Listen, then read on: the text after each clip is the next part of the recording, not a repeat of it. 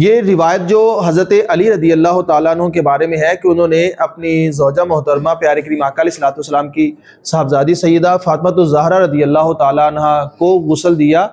اس کی وضاحت محدثین نے باقاعدہ نیچے پیش کی ہے، شارحین نے اس کی وضاحت اس طرح ہے کہ وہ خود جا کے غسل نہیں دیا، وہ ان لوگوں میں شامل تھے جو غسل دے رہے تھے۔ تو شامل وہ بھی ہوتا ہے جو باہر سے پانی پکڑا رہا ہوتا ہے یا کپڑا پکڑا رہا ہوتا ہے یا اور جس چیز کا تقاضا کرے اندر والا بندہ تو وہ باہر سے پکڑا دے۔ تو روایت میں جو آتا ہے نا وہ حضرت اسماء رضی اللہ تعالیٰ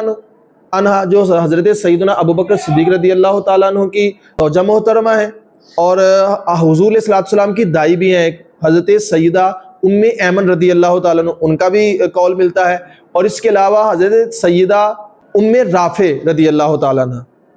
یہ وہ تھیں جنہوں نے اندر رہ کے غسل دیا،